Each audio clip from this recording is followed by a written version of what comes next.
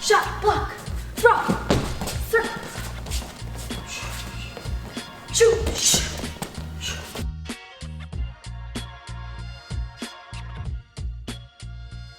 Right, so now we're going to talk about your wrestling stance. And wrestling stance is kind of something really hard to nail down because you're always moving in wrestling and everybody has a different style. And to be honest, wrestling is probably one of the things that I'm still working on myself. But what I can tell you are some things that are true in wrestling across the board. So in wrestling, you do want to have a lower center of gravity. A lot of times they're trying to go after your legs. And so you want to make yourself smaller so that it's harder for your opponent to get at your legs. And again, by doing this, you're allowing yourself to have a good foundation to either attack or defend from. So you're going to bring yourself to a lower center of gravity because the majority of your attacks are going to be right here in this area where their core is, or their hips, or their knees. If you can control their hips, you can control the fight. And so the key things to remember in a wrestling stance is that your lead leg is your aim leg, meaning wherever my lead leg goes is where I'm going to take the shot. I can step between your legs and I'm going to go for a double. I can step around the legs and then it's a different type of double, okay? So wherever your lead leg goes is where your shot's going to go. So this is your aim leg, and your back leg is your power leg. And what I mean by that is that's where you're going to explode from. Very similarly to Taekwondo, you're using your back leg to explode forward and close the distance, right, from point A to point B, instead of kind of shuffling in very slowly, which your opponent in wrestling is going to see. You need to be able to close that distance as fast as you can. So you need to explode in, and that's what your back leg does. It allows you to explode in. It's very important in wrestling to understand the penetration. Wrestling is a very explosive type of fighting.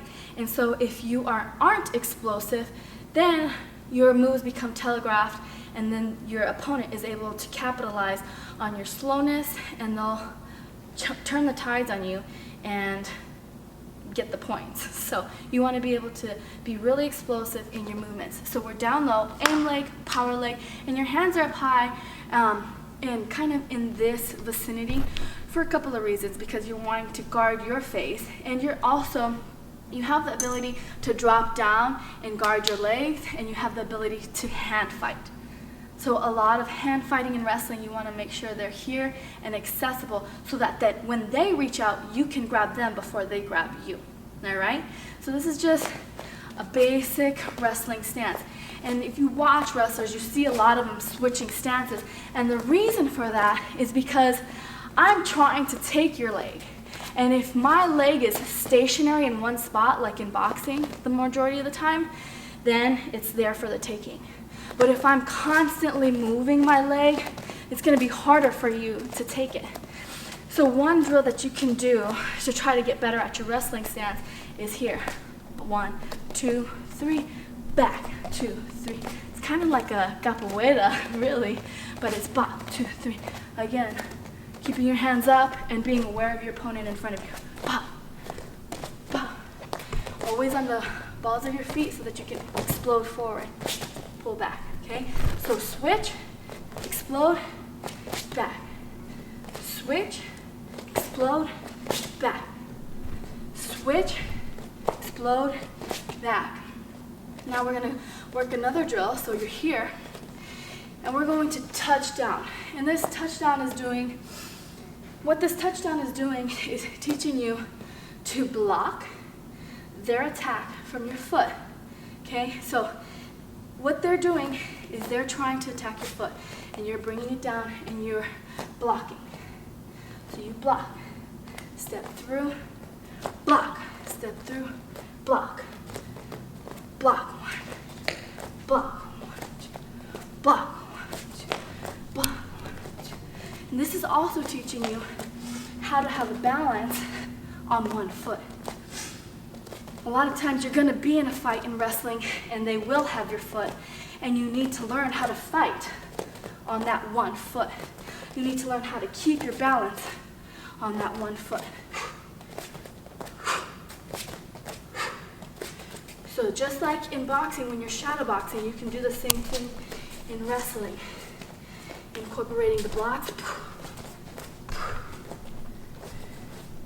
incorporating the shots, lead, bring it around, bring it back, lead knee touches, back lead trails, touch, trail. And again, like I said, your stance will constantly change depending on where the fight goes. So you need to be able to move at the drop of a dime. Lead, trail. Lead, trail. So that's a shot. That's a block. And then sprawl is when you're kicking your feet out, somebody's trying to take hold of your legs, and you're gonna kick your feet out, and you're gonna put all your weight onto their bodies so that you can change the fight from being defensive to offensive. You're defending your legs, you don't want them to get a hold of your feet, and now all of your body weight is on them. But it's hard to do that when you're shadow box sparring because you don't have an opponent to put all your body weight on, so you're gonna hit the floor. When you hit the floor, your hands go on the floor and your hips hit the floor, okay? You're not just gonna like belly flop. You're gonna hit the floor with intention and pop up as fast as you hit the floor. If you just hit and stay, then your opponent can take advantage of your slowness. So what you wanna do when you sprawl is hit the floor and pop up and take an angle. So we're here, we call sprawl, hit, up, hands up, guarding your face, guarding your legs, and you're gonna circle off. You can either do it with both hips, you can do it with your left or your right hip, depending on your comfortability and also depending on the situation. So a drill that you can do is shadow box wrestling.